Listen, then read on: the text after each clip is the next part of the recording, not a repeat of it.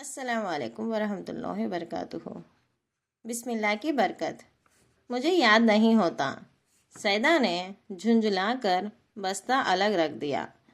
صفو باجی نے لاکھ سمجھایا کہ چھٹ سے سبق یاد کر لے، پھر امی جان آ کر کہانی سنائے گی، مگر سیدہ کا جسے دل ہی نہ لگتا تھا، اس نے کتاب بستے میں رکھی تو نکالی ہی نہیں۔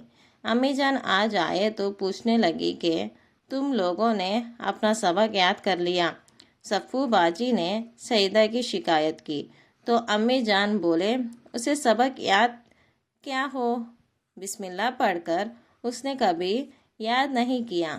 پھر سمجھانے لگی، بچوں بسم اللہ میں بڑی برکت ہے۔ اللہ کا نام لے کر جب کوئی کام کرتے ہیں تو اس کام میں جی لگتا ہے اور پھر وہ کام پورا بھی ہو جاتا ہے۔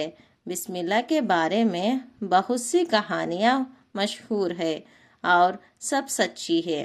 کہانیاں؟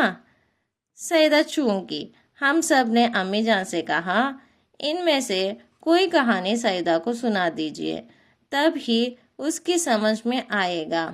امی جان نے کہا، اچھا سنو، اور وہ اس طرح کہانی سنانے لگی۔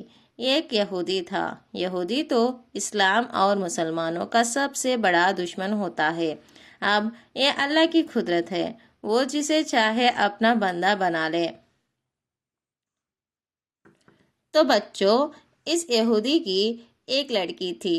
اس نے ایک بار کسی مولوی صاحب کا وعظ سنا۔ مولوی صاحب بسم اللہ کی برکت کے بارے میں وعظ فرما رہے تھے۔ لڑکی وعظ سنتی رہی اور پھر مسلمان ہو گئی۔ بسم اللہ اس نے یاد کر لی۔ گھر آ کر وہ کام کرنے چلی تو اس نے بسم اللہ پڑھی۔ کھانا پکانے چلی تو بسم اللہ پڑھی۔ سبق یاد کرنے چلی تو بسم اللہ پڑھی۔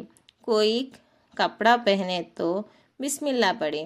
اس کے باپ نے بات بات میں اس کی زبان سے بسم اللہ سنی تو کھٹکا۔ اس نے پوچھا، تو بسم اللہ کیوں پڑھتی ہے؟ کیا تو مسلمان ہو گئی ہے؟ لڑکی نے بتایا، ہاں میں مسلمان ہو گئی ہوں۔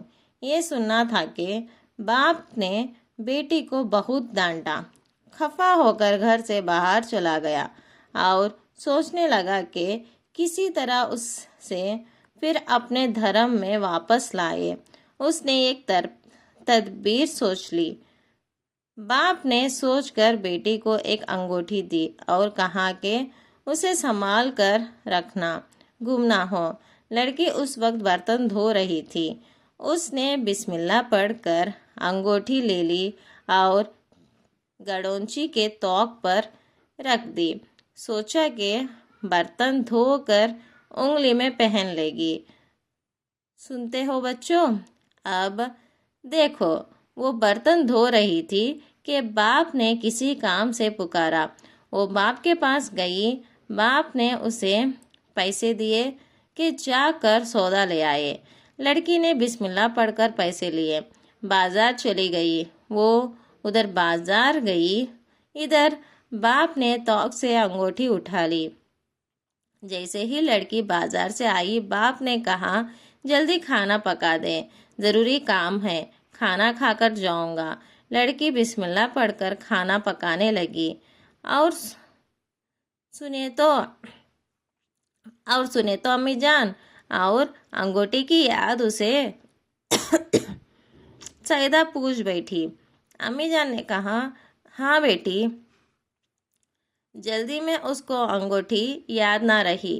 اس نے کھانا پکایا،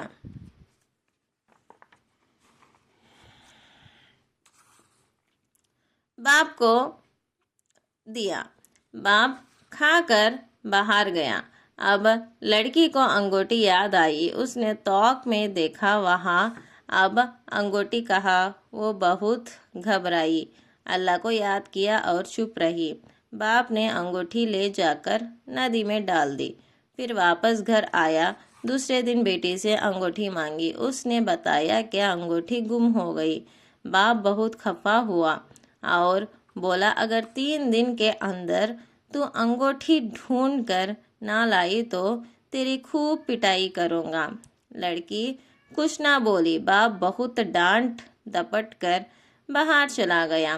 ٹہلتا ٹہلتا مچھلی بازار پہنچا۔ وہاں ایک بڑی سی مچھلی نیلام ہو رہی تھی، بولی لگائی جا رہی تھی۔ یہودی نے بھی دام لگائے۔ یہودی کے نام پر بولی ختم ہو گئی۔ مچھلی اسے مل گئی۔ مچھلی لے کر وہ گھر آیا، بیٹی کو دی اور کہا کہ جلد پکا دے اور انگوٹھی بھی ڈھونڈ کر دے۔ لڑکی نے بسم اللہ پڑھ کر مچھلی لے لی۔ باپ اپنے کام میں لگ گیا۔ لڑکی مچھلی صاف کرنے لگی۔ جیسے ہی اس نے اس کا پیٹ چاک کیا، انگوٹھی اس کے پیٹ سے نکلی۔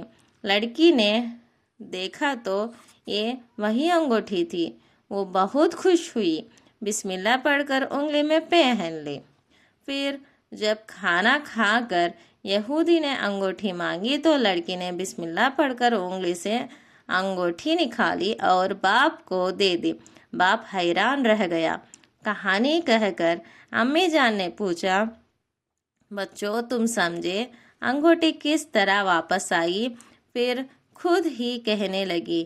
بات یہ ہوئی کہ جب یہودی نے انگوٹھی ندی میں ڈالی تو بسم اللہ کی برکت سے اس مچھلی نے انگوٹھی نگل لی۔